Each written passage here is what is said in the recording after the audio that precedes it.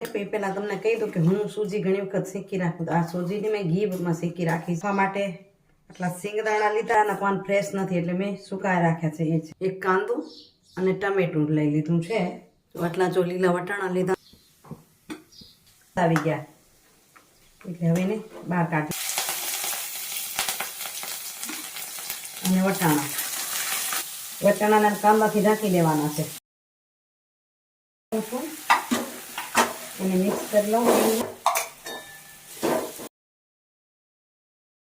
એટલે છૂટા જેવા પણ થઈ જાય થોડા. નમસ્કાર મિત્રો, કેમ છો? મજામાં? સ્વાગત છે તમારું મારી YouTube channel natural life with Dina પર. મિત્રો અત્યારે તો 9:30 થઈ ગયા છે, પણ થયું એવું છે કે મને એમ કે વિડીયાની શરૂઆત કરી નાખીએ ને વિડીયાની શરૂઆત નથી કરી પણ ઉપમા બની ગયા છે. કીધું તૈયારી કરી લઉં અને શરૂઆત કરી નાખું વિડીયોને ઉપમા બનાવું એટલે ઉપમા ટિફિન ભરાઈ ગયું. હવે હમણાં જ નીકળું છું ઓફિસે જવા માટે. અંધારું થાય છે ને, લાઇટ કરીએ આપણે હજુ. હવે રવાની થવું છું ઓફિસ જવા માટે. કંઈ જોયું કે આ તો મેં વિડીયો સવારે શરૂઆત નથી કરી, પણ હવે તમને આના પાછળ આપી રહી છું રેસીપી. આપણી મસ્ત આજ ઉપમા બનાવ્યા છે, જુઓ તમે.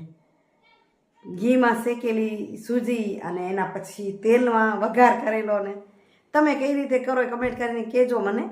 પણ આ તમે મારી રેસીપીને જુઓ, બહુ મસ્ત થઈ છે, જોરદાર થઈ છે, ટનાટન. તમે કઈ રીતે બનાવો છો કહેજો મને. ચાલો ઉતાવળ છે, નીકળું હમણાં, સાંજે મળીશ આવીને. તો મિત્રો ઉપમા બનાવી. અહીં મેં તેલ મૂકી વઘાર માટે. પહેલાં તમને કહી દઉં કે હું સૂજી ઘણી વખત શેકી રાખું. આ સૂજીને મેં ઘીમાં શેકી રાખી છે. જો સૂજીનો શીરો બનાવવો છે તો તરત ગરમ પાણીમાં નાખવો એટલે જલ્દી થઈ જાય તૈયાર, અને ઉપમા બનાવવું તો થઈ જાય. તો અહીં જો આટલી સૂજી છે જે મેં શેકી રાખી છે. આટલા સિંગદાણા લીધા છે, આટલા કાજુના કટકા અને લીમડાના પાન ફ્રેશ નથી એટલે મેં સુકાઈ રાખ્યા છે. એ છે એક લીલું મરચું, એક કાંદો અને ટમેટું લઈ લીધું છે. હવે આપણે કરશું એનો વઘાર. આટલા જો લીલા વટાણા લીધા છે. હવે આપણે પહેલાં છે સિંગદાણાને ને કાજુને શેકી લઈએ. આમાં દાણાનો સેજ કલર બદલવા જેવો થાય છે ને અવાજ કરે છે એટલે નાખી દઉં કાજુ. કાજુ છે ને તરત જ વળી જાય એટલે થોડાક જ ગરમ તેલમાં નાખશું એટલે જો સિંગદાણા પણ કલર બદલાવી ગયા એટલે હવે એને બહાર કાઢી લઈએ.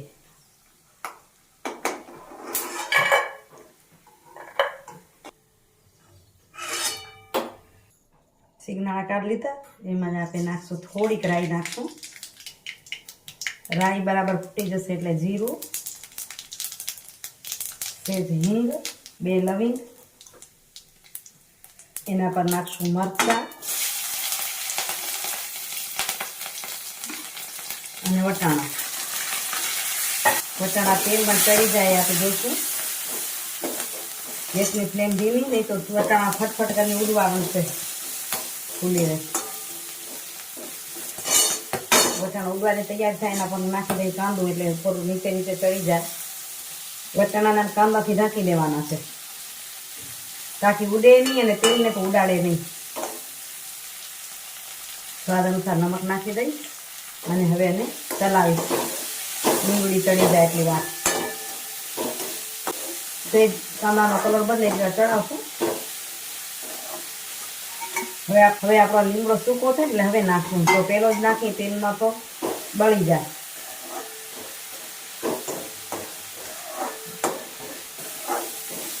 તો થોડીક ડુંગળી આપણી પોચી થઈ ગઈ. એની અંદર આપણે નાખી દઈએ ટમેટું. ઘણામાં ઉપમામાં ટમેટું ન નાખે, તો તમે ન નાખવું તો ન નાખી શકો. હું તમને છોલીને નાખું, પોચું થઈ જાય એમ. ક્યાંક નહીં નાખું તો લીંબુનો રસ નાખું. આજે એમ છે કે ટમેટું નાખી દીધું અને થોડીક વાર અમે ચડવા દઈ દઉં. આમાં પીળા કરવા હોય તો અહીં હળદર નાખી દેવાની, અને વ્હાઈટ કરવા હોય તો પછી હળદરની જરૂર નથી. 2 ચમચી ધાણા જીરું પાવડર નાખું છું. એને મિક્સ કરી લઉં તેલમાં.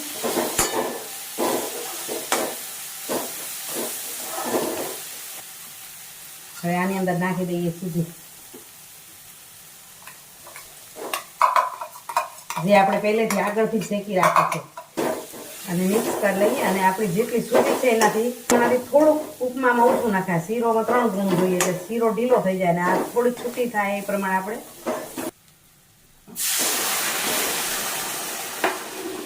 ટમેટું છે ને એટલે થોડો કલર બદલાઈ જશે આનો સૂજીનો, એ તો વ્હાઈટ વ્હાઈટ થાય. હવે એને ચડવા દઈશું.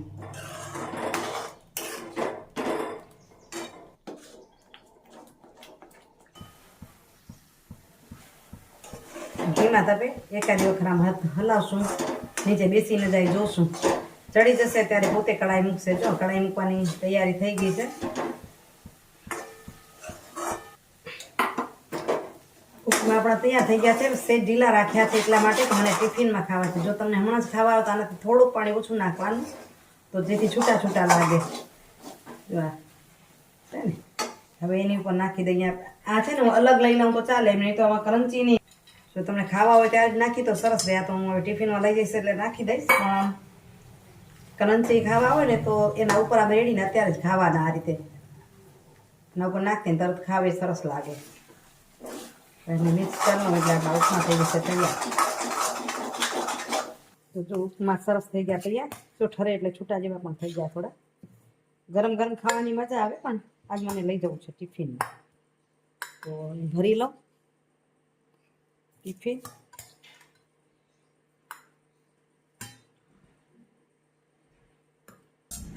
આજે હળવું હળવું ખાવાનું ઈચ્છા કરી છે. પેટમાં થોડીક મજા નહોતી આવતી એટલે મેં કીધું સૂજીનો પણ ખાઉં, અને સવારે આમ બિસ્કીટ હેલ્ધી તો ન કહેવાય, તો એ બતંજળીના બિસ્કીટ અને દૂધ ખાઈ લીધું. નાસ્તો પણ કરી લીધો. તો ઓફિસેથી વળી છું અને રસ્તામાં જો આ હોટલ લેક વ્યૂ છે ભુજની હમીસર તળાવ પાસે, અને ત્યાં જો મસ્ત બેન્ડ પાર્ટીવાળા ઊભા હતા. કેટલું જોરદાર લાગી રહ્યું છે સીન. હશે કોઈક શું કહેવાય ભાગ્યવાન વ્યક્તિને ઘરે લગ્ન. આ લેકવી હોટલની બહારનો આ નજારો, અને અહીંયા મસ્ત હાથીની અંબાડી. હવે આપણે તો જતા હતા એટલે થોડીક ઝલક લીધી, બાકી શું હશે પ્રોગ્રામ ખબર નહીં, પણ લાગતું બહુ સરસ હતું સીન. અને અહીં જુઓ, અહીં વોકવેમાં ચાલ કરવા માટે કેટલા લોકો આવે. અહીં જગ્યા નથી, એક ગાડીની પાછળ બીજી ગાડી સતત લાગેલી છે. એટલો સરસ મજાનો અહીંયા વડલો. અહીં સામે હોય છે રાજેન્દ્ર પાર્ક, અને આ બાજુથી આ તો રોડ પર એમને હાલતા હોય, મારા જેવા ચાલે જતા હોય, હું ચાલી જાઉં છું. પણ તમને વોકવેમાં બતાવું કેટલા લોકો ચાલે છે. છેક અહીંયા સુધી ગાડીઓ. એને જો સૂર્ય ભગવાન ઘરે જવાની તૈયારીમાં સેજક દેખાય. એટલું રળિયામણું વાતાવરણ હોય, ખરેખર બેસવાનું મન થઈ જાય. ને હવે જેમ ઉનાળો આવશે ને તેમ ત્યાં જવાની મજા આવશે. ઘણો આનંદ થશે, એમ થાય ત્યાં જઈએ મજા આવે, થોડીક વાર બેસી જઈએ. એટલે જો કેટલા લોકો આ ચાલ કરે છે. માને કે નાના મોટા આબાલ વૃદ્ધ બધા હાલતા હોય. વડીલો પ્રમાણે હાલે, નાના પ્રમાણે હાલે, મોટા પ્રમાણે હાલે. જોઈએ બેનપણીઓ સખીઓ મેળાઓ કરતી હોય. મિત્રો વાગ્યા 7:30 પહોંચ્યા ઘરે. આજ થોડુંક મોડું થઈ ગયું, સાહેબ આવતા નહોતા એટલે પછી હમીસરની પાળનો વિડીયો બતાવ્યો ને ત્યાં પછી બેઠી થોડીક વાર વિડીયો કર્યો તમને. ચાલો હવે આવી અને ચડાવી ખીચડી. ખીચડી બની જાય ત્યાં સુધી લઈ લઉં સુઈચાર. 2 સીટીઓ દેવાઈ જાય ત્યાં સુધી. ચાલો લઈ લઈ સુઈચાર. સ્ટેન્ડ કર્યું છે તૈયાર. જો ઘણી વાર એકવાર પૂછતા હતા કઈ રીતે વિડીયો કરતો. આ સ્ટેન્ડથી પણ ઉતારું અને સેલ્ફી સ્ટિકથી પણ ઉતારું. આને શું કહેવાય? ટ્રાયપોડ કહેવાય. ટ્રાયપોડ કહેવાય ને. તો હલો આપણે લઈ લઈ સુઈચાર. ત્યાં સુધી ખીચડી જડી જાય, 2 થઈ જાય. તમારો વારો છે? ઓકે, વારે વાહ, મોજ પડી ગઈ. લે તો સાહેબ જલસામાં આવી ગયા. જોઈ લીધો, ગોતી રાખ્યો.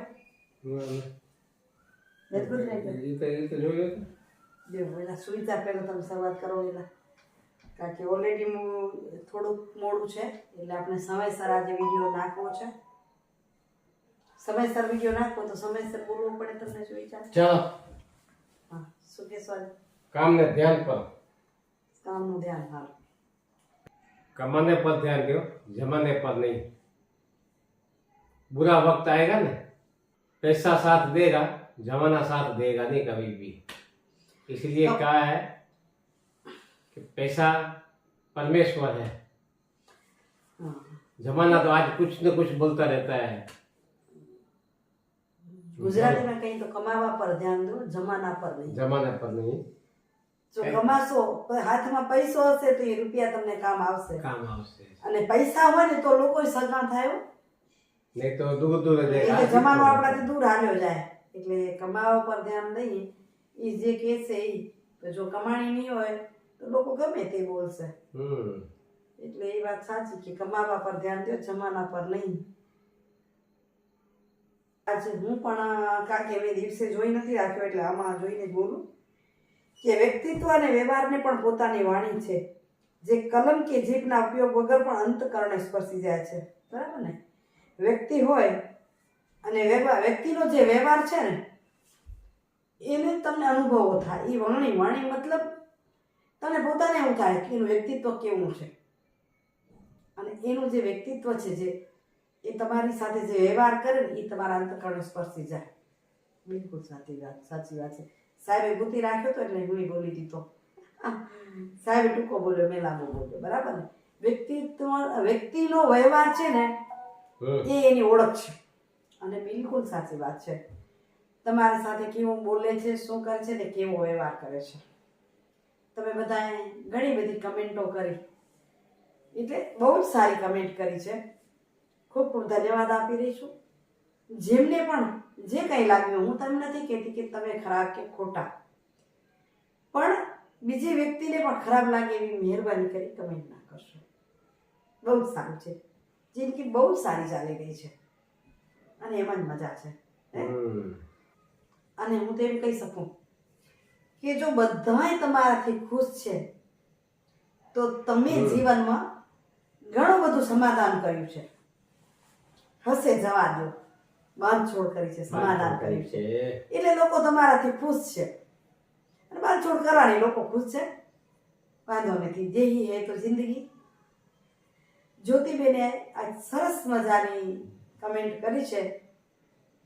જ્યોતિબેન, ખરેખર તમે કહો છો એવી વાત છે. ભગવાનનો જ મારી પર ખૂબ મોટો આભાર છે કે મને આવી બધી સારા સ્વભાવની પણ ભેટ આપી છે. આ બધું સમાધાન કરવાની, બાંધછોડ કરવાની જે સ્વભાવમાં આપ્યું છે ને એ જ સાચી વાત છે. તો તમે પણ જો કોઈને ખુશ રાખી શકો છો બધાને, તો તમે પણ ક્યાંય ક્યાંય સમાધાન કરો છો, બાંધછોડ કરો છો. અને તમે પણ જો બધાથી ખુશ રહ્યો છો કે છે સારા છે, જે થાય છે એ સારું થાય છે, જો તમે બધાથી ખુશ રહ્યો છો તો સમજી લેવાનું તમે જતું પણ ઘણું કર્યું છે.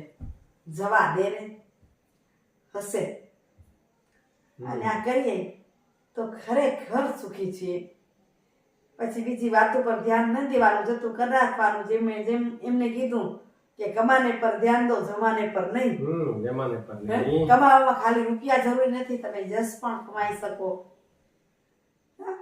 સારા આશીર્વાદ પણ કમાઈ શકો. એટલે કમાવાનું તો ઘણું બધું છે.